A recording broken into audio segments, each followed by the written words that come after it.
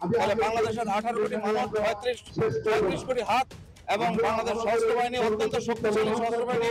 পৃথিবীর বিভিন্ন দেশে আমরা শান্তিপূর্ণভাবে জাতিসংঘে অংশগ্রহণ করে প্রমাণ করেছি এই সশস্ত্র বাহিনী অত্যন্ত সুনামধন্য সশস্ত্র বাহিনী। ইনশাল্লাহ ভারতের বিরুদ্ধে আমরা রুখে দাঁড়াবো, আগ্রাসনের বিরুদ্ধে রুখে দাঁড়াবো।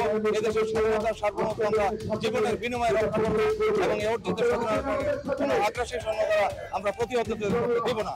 ইনশাল্লাহ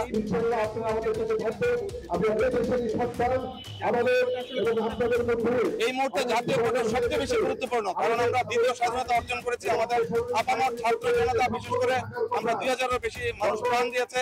এই পুরো দেশ 52 বছরের ইতিহাসে প্রথম ঐক্যবদ্ধ হলো দেশের স্বাধীনতা এবং সার্বভৌমত্ব রক্ষার জন্য।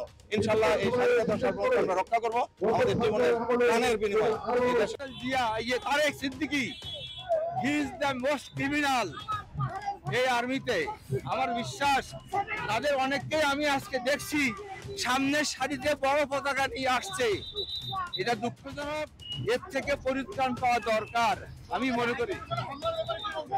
এবার বলছি এই হাই কমিশনারে আপনার মোদি চেয়েছিল পশ্চিমবাংলা থেকে মমতাকে উৎখাত করার জন্য, আর মমতা চেয়েছিল দিল্লিতে আঘাত করার জন্য, কিন্তু সেইটাকে আঘাত করতে ব্যর্থ হয়ে সেই ছোট্ট একটা গুড়ি চলে গেছে। সেটা কি যে মমতা কথা বলছে আজকে বাংলাদেশের বিরুদ্ধে, কিন্তু মমতা জানে না পশ্চিমবাংলার 90% লোক বাংলাদেশকে সমর্থন করে। আজকে বাংলাদেশের মানুষ ভারতে না গেলে ওদের ব্যবসায়ীরা বলেছে, দাদা আমাদের ব্যবসা লাঠে উঠেছে। ডাক্তাররা বলেছে যে আমাদের ডাক্তাররা কোনো কিছুই করতে পারছে না, অতএব নিশ্চিত থাকতে পারো তোমরা।